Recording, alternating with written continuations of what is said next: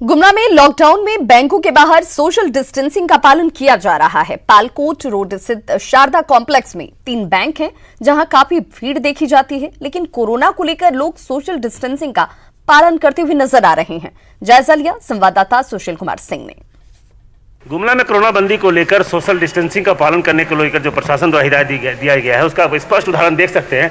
अभी हम मौजूद हैं एक बैंक के बाहर में और लोग इस तरह से जिस तरह से खड़े हैं, वो लोग सोशल डिस्टेंस मेंटेन करके खड़े हैं, क्योंकि इनको पता है कि सट के खड़ा नहीं होना है, तो वो पूरी तरह से पालन किया जा रहा है। और बैंक देख रहे हैं कि बैंक के जो दरवाजे हैं वो उसकी वहाँ से लेकर यहाँ लंबी तक कतार लगी हुई है और लोग कहीं ना कहीं सोशल डिस्टेंस का पालन कर रहे हैं, क्योंकि लोगों को पता भी है कि अगर बैंक में आना है तो सोशल डिस्टेंस मेंटेन करना है, क्योंकि कोरोना को लेकर जिस तरह से निर्देश दिए गए हैं उसका पालन करके ही लोग कोरोना से बच सकते हैं। बचने के लिए ऐसा किया है तो हम खड़ा हैं यहाँ के।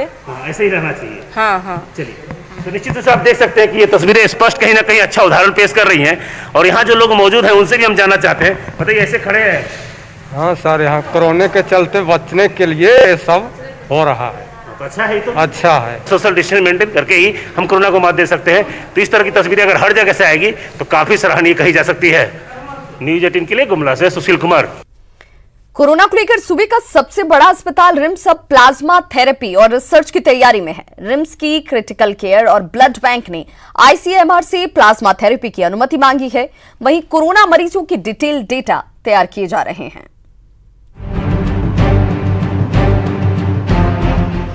झारखंड में कोरोना मरीजों की संख्या 180 के पार हो चुकी है, लेकिन इनमें से 95% से ज्यादा मामले में एसिम्प्टोमेटिक है, यानी 95% मरीजों में कोरोना के एक भी लक्षण नहीं मिले हैं। ऐसे में झारखंड के सबसे बड़े अस्पताल रिम्स के डॉक्टर ये जानना चाहते हैं कि आखिर किस वजह से झारखंड के मरीजों में कोरोना के लक्षण नहीं पाए जा रहे।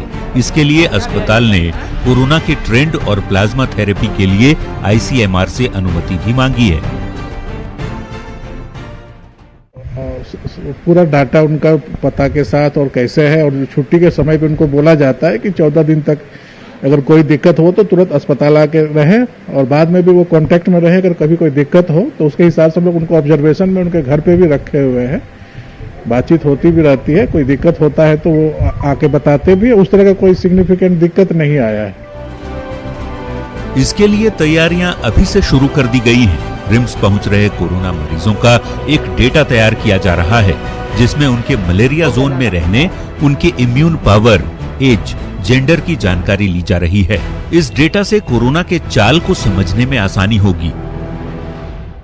जैसे हमारे पास बहुत सारे एपिडेमियोलॉजिकल डाटा हैं, जैसे किस एज में हो रहा है, किस ग्रुप में हो रहा है, कितने दिनों में ठीक हो रहा है, क्या सिम्टम आ रहा है, किस तरह के। तो ये तो एक जो हम लोग सर्वे होता है, जिसको बीमारी का माने स्टडी बोलते हैं, अध्ययन बोलते हैं, उस पर हमारे कुछ पेपर आएंगे। उसके लिए हमारी तैयारियां चल रही हैं।